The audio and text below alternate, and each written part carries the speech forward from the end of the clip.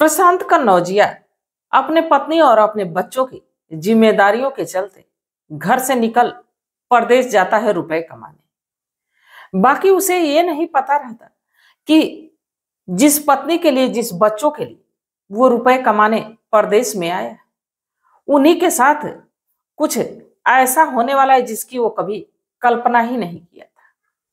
तो आखिरकार प्रशांत कन्नौजिया की पत्नी के साथ ऐसा क्या होता है, उसके बच्चों के साथ ऐसा क्या होता है, कहानी दिल को झकझोर देने वाली है। तो वीडियो में आप लोग अंत तक बने रहिएगा।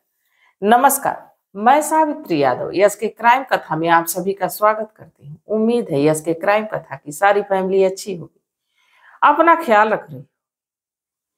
आज की कहानी जो मैं आप लोगों के बीच लेके आई बेहद दिल को झकझोर देने वाली है, और साथ में आप लोग इस कहानी में एक बहुत बड़ी सीख लेने वाले, क्योंकि हर कहानी से कुछ ना कुछ सीख तो जरूर मिलती है। तो कहानी की शुरुआत करूं उससे पहले जितने भी हमारे दोस्त मित्र हैं, जितने भी हमारे साथी हैं, सबसे रोज की तरह यही गुजारिश है कि वीडियो थोड़ी सी भी पसंद आती है तो लाइक करना मत भूलिए, क्योंकि आपका एक लाइक हमारा हौसला बढ़ाता है और हमारी यही कोशिश रहती है कि हम आप लोगों तक रोज नई रोचक और इंटरेस्टिंग कहानी लेके आती रहूं।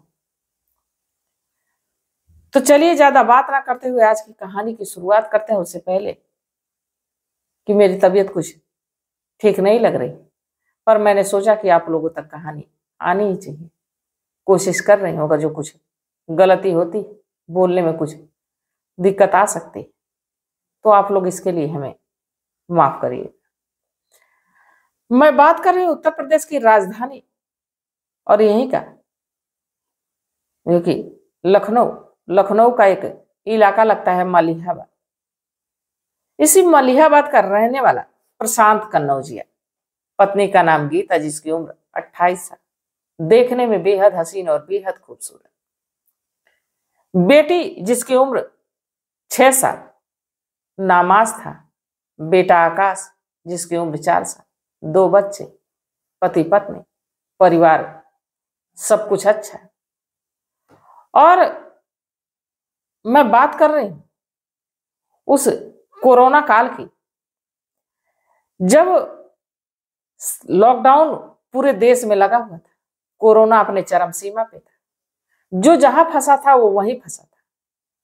प्रशांत जो कि मुंबई जाता है अपने पत्नी के, अपने बच्चों के लिए रुपए कमाने, बाकी कोरोना काल लगता है वो मुंबई में ही फंस जाता है, आ नहीं पाता। और इधर लखनऊ में गीता 2 बच्चों के साथ अकेली, पैसे का स्रोत भी बंद हो जाता है, क्योंकि उधर अब प्रशांत के पास ना कोई काम रहता है, ना ही रुपए भेज पाता, और इधर 2 बच्चों को लेके गीता भी परेशान। अब एक तरह से मानिए तो पूरा परिवार इधर का उधर, और दोनों पति पत्नी अपनी अपनी जिम्मेदारियों में परेशान। अब गीता एक दिन प्रशांत को फोन करती है और कहती है कि दरअसल आस्था की तबीयत बहुत ज्यादा बिगड़ गई, और सबको ये देख के हमें लग रहा है कि कहीं कोरोना ना हो जाए, वरना हम तो बेटी से ही हाथ धो देंगे। प्रशांत कन्नौजिया परेशान होता है, आने का कोई रास्ता नहीं। वो अपने भतीजा को फोन करता है जिसका नाम विकास होता है। विकास की उम्र 23 से 24 साल।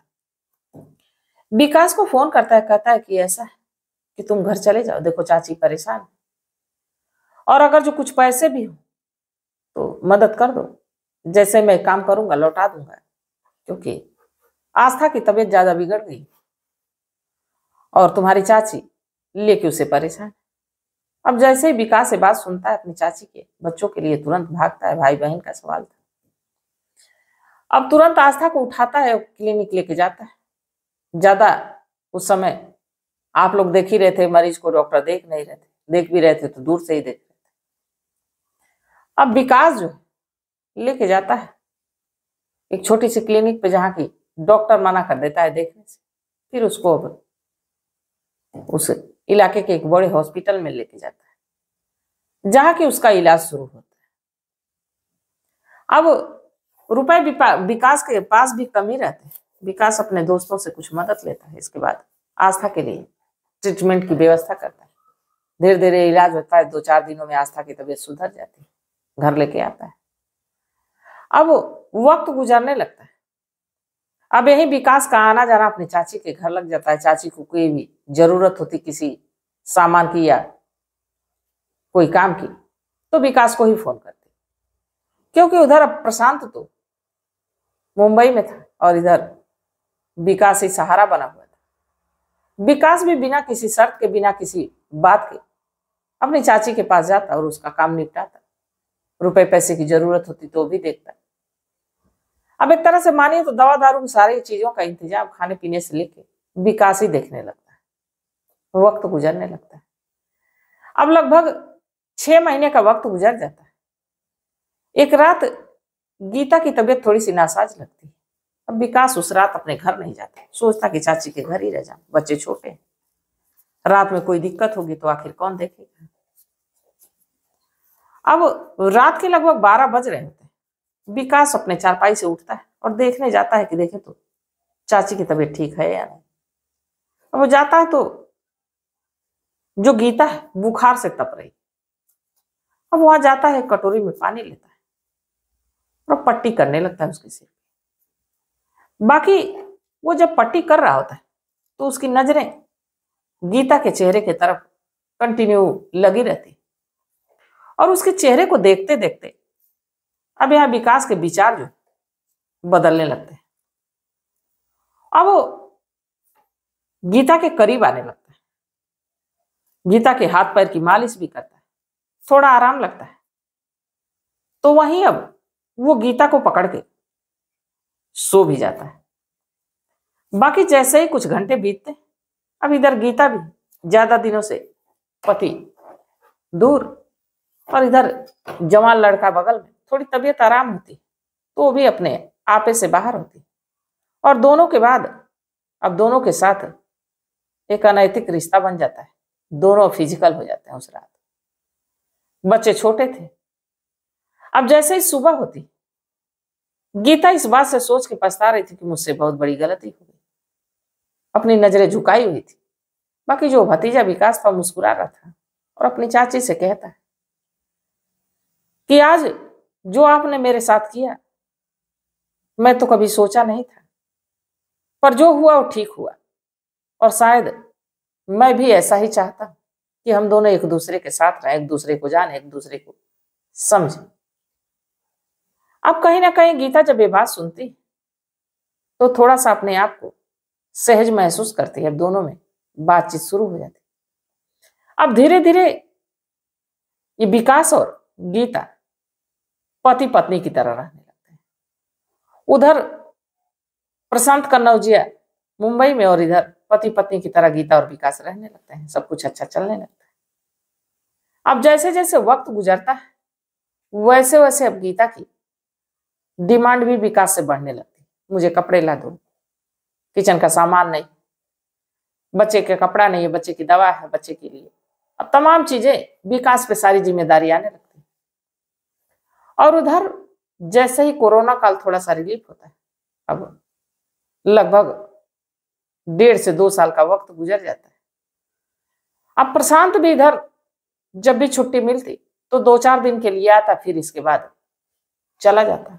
वक्त गुजरते रहता है और लगभग इस रिश्ते को 4 से 5 साल का वक्त गुजर जाता है। 2025 जनवरी का महीना। अब जनवरी के महीने में ये गीता विकास से कहती है कि ऐसा है कि तुम मुझे कुछ रुपए की व्यवस्था करो। मैं इतने दिनों से तुम्हारे साथ रह रही हूं, पति पत्नी की तरह रह रही, तो मुझे भी कुछ चाहिए, तुमसे बड़ी उम्मीदें हैं। विकास कहता है कि देखो जितना कमाता हूं उतना तो तुम्हारे पे खर्च कर देता हूं, महीना आते आते कर्ज में भी हो जाता हूं, मेरे पास है ही क्या मैं दे दूं। अब इस पे गीता कहती है कि ऐसा है कि तुम्हारे पास कुछ जमीन है जो कि मेरे नाम कर दो। तो कहता है कि कुछ दिनों में मेरी शादी होगी। अब इसमें गीता कहती है कि शादी करने का तो सवाल ही नहीं, तुम मेरे साथ कंटिन्यू 5 साल से संबंधों में और शादी तो मैं करने ही नहीं दूंगी। अब विकास को लगती है धमकाने, कहती है कि ऐसा है, मेरे मोबाइल फोन में तुम्हारी कुछ फोटो है, कुछ वीडियो जो कि हम दोनों के साथ की आपत्तिजनक स्थिति में। ये ना सिर्फ मैं अपने पति को दिखाऊंगी बल्कि पूरी तरह से तुम्हें बदनाम कर दूंगी और तुम्हारी शादी नहीं करने दूंगी। विकास बड़ा परेशान होता है। अब उसे समझ में नहीं आ रहा था कि वो करे तो करे। कहता है कि ठीक है, मुझे कुछ समय दे दो। कुछ समय गुजरता है। बाकी एक रात ये प्रशांत कन्नौजिया अपनी पत्नी को फोन करने लगता है। फोन रिसीव नहीं होता है। विकास को फोन करता है तो उसका फोन स्विच ऑफ आ रहा था। अब ये परेशान हो जाता है तो अपने ससुर को फोन करता है। कहता है कि दरअसल गीता का फोन लग तो रहा है पर उठा कोई नहीं रहे। विकास का फोन स्विच ऑफ है। मुझे बड़ी चिंता हो रही है, आप देख लेते। कुछ ही दूर पे उसकी ससुराल भी रहती, कुछ किलोमीटर दूरी पे। बाइक से उसका ससुर आता है और जब गीता का दरवाजा खटखटाता है तो दरवाजा खुलता नहीं। अब उसे भी कुछ शक होने लगता है। इसके बाद पुलिस को फोन होता है। पुलिस की एक टीम आती है। दरवाजे को जब तोड़ती है, जब भीतर का जो मंजर होता है बड़ा ही हैरान कर देने वाला होता है। गीता की सिर कटी हुई डेड बॉडी पड़ी हुई है, साथ में आस्था का भी सिर कटा हुआ है। अब जब पुलिस से देखती है कि एक 10 से 11 साल की लड़की जिसका सिर कटा हुआ है और साथ में गीता का भी सिर कटा हुआ है, पुलिस वाले हैरान परेशान। अब ये सूचना जब प्रशांत को मिलती है तो प्रशांत भी भाग के आता है। डेड बॉडी को पुलिस कब्जे में लेती, पोस्टमार्टम के लिए भेजती। बाकी जब इस मामले की तह तक जाती तो पता चलता है कि जब गीता की मोबाइल फोन को ऑन किया जाता है, जब उसमें कुछ पिक्चरें रहती, कुछ वीडियो रहती, देखे थे तो मामला तुरंत क्लियर हो जाता है कि विकास और गीता के बीच क्या चल रहा था।